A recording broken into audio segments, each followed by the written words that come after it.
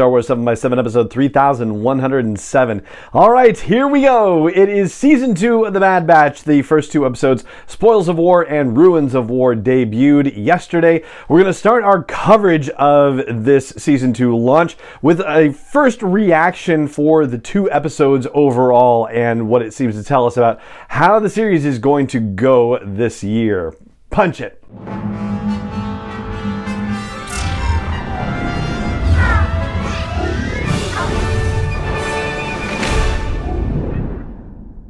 Hey Rebel Rouser, I'm Alan Voivod and this is Star Wars 7x7, your daily dose of Star Wars joy, and thank you so much for joining me for it. So let's talk about the initial reactions and takeaways to this 2-episode premiere of Season 2 of The Bad Batch. Spoils of War and Ruins of War are the 2 episodes. And first of all, it seems like this was the plan all along, and I say that in light of thinking about the 3-episode premiere of Andor Season 1. For that season, when we saw those first 3 episodes, we realized that you could have released each individual episode separately and it would have worked out just fine, but the makers of the series decided that it would be better to bulk the 3 episodes together and release them all at once, so that way people could really jump into the story and to the action that the season had to offer. And whereas with those episodes, at the end of the episode, there are elements that certainly made you feel like, oh, I can't wait to see what happens next, there was nothing of the raw cliffhanger sort that we got in the Bad Batch premiere with how Spoils of War, the first episode, ended. And I won't get too spoilery just yet. I'll just say that the cut to black on a falling container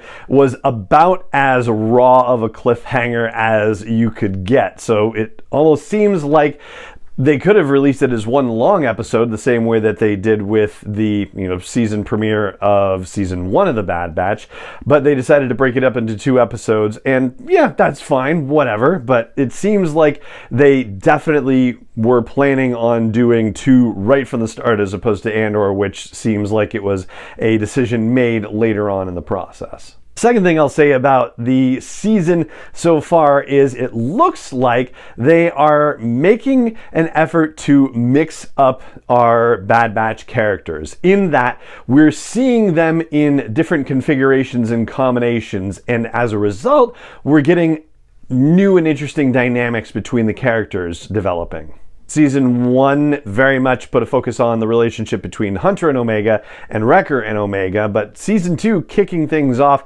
is giving Omega more time with Tech and more time with Echo and deepening her relationship with these 2 characters. A third theme that seems to be developing is what the Bad Batch is going to see as their purpose now that they've settled into something resembling a routine, running jobs for Sid.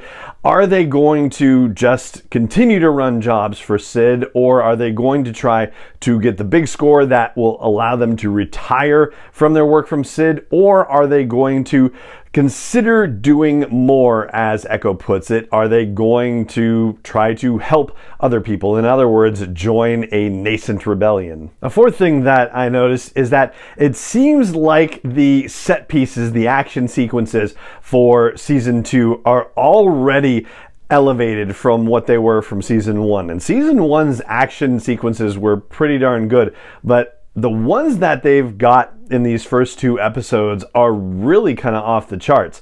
And it seems like not only that they are upping their game in terms of designing these sequences, but they're also thinking of their whole storytelling and integrating these sequences into them. So yeah, it seems like they have taken things to a new level of excitement, and I found myself, as I was taking notes for these 2 episodes, not taking notes, just so absorbed in the action sequences that I was actually having to stop and roll the Disney Plus stream back so that I could take notes, because I was just so absorbed the first time through. And a fifth and final thing that I'll flag for the purposes of this episode is the guest actors who provided voices in episodes 1 and 2. The fact that we have Wanda Sykes, who showed up in episode 1, and Hector Elizondo, who showed up in episode 2, appearing in the Bad Batch series seems to be a very positive sign. I mean, we knew about Wanda Sykes because of teasers and trailers and whatnot. Hector Elizondo was a surprise. I don't know if they're going to continue this trend over the course of season 2, but if they do, it seems to suggest that whoever is running the budget for the Bad Batch is saying, yeah, we're doing well enough and we've got enough money where we can afford people like Wanda Sykes and Hector Elizondo for guest acting roles, and it'll be very interesting to see who else shows up in the series. So those are my initial overall takeaways from these first 2 episodes of The Bad Batch, and we will do breakdowns and deep dives in due course. But for now, that is going to do it for this episode of the podcast.